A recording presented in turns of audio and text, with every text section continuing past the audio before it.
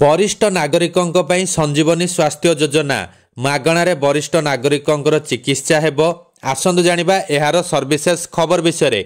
दिल्ली विधानसभा निर्वाचन पूर्व अरविंद केजरीवाल बुधवार दिन वरिष्ठ नागरिकों पई संजीवनी योजना घोषणा करिसेंती। केजरीवाल कहिसेंती जे दिल्ली रे सरकार गठन हेबा परे दिल्ली सरकार वरिष्ठ नागरिकों पई संजीवनी योजना आरंभ करिवे।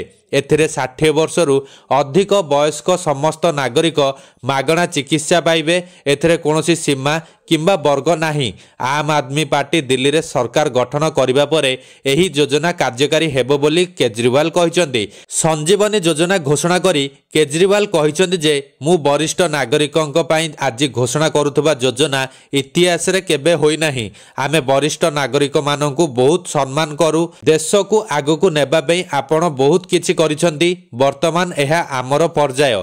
केजरीवाल कहिसेंती जे श्रवण कुमार द्वारा अनुप्राणित होई आमे वृद्ध माननक पई मुख्यमंत्री तीर्थ यात्रा योजना आरंभ करिछु। ए पर्यंत प्राय 1 लाख वृद्ध व्यक्ति एही योजनार सुजोग नेइछंती। एही योजना रे सेमानंकु देशर समस्त तीर्थ स्थान को पठाई दिया जाय थाए। दिल्ली सरकार समस्त खर्च बहन करंती।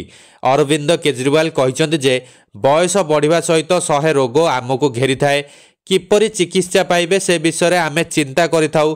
अनेक थर पिला माने सेमानंक पितामाता मानकर जत्न नियंती नाही। जेपरि हनुमान लक्ष्मणक पई संजीवनी बूटी आनिथिले सेही भली दिल्ली रे सरकार गठन हेबा परे दिल्ली सरकार वृद्ध मानक पई संजीवनी योजना आरंभ करिवे। एथिरे मागणा चिकित्सा हेबो। एहार कोनोसी सीमा किंबा वर्ग नाही। एही योजनार लाभ पाइबा पई कोनोसी कैप रहिबो नाही। केजरीवाल कहिसेंती जे सरकार गठन हेबा मात्रे से एही योजना आपण मानक पई आनिबे। शीघ्र आपणको घरे पंजीकरण आरंभ हेबो। आपण माने केवल आशीर्वाद दियंतु।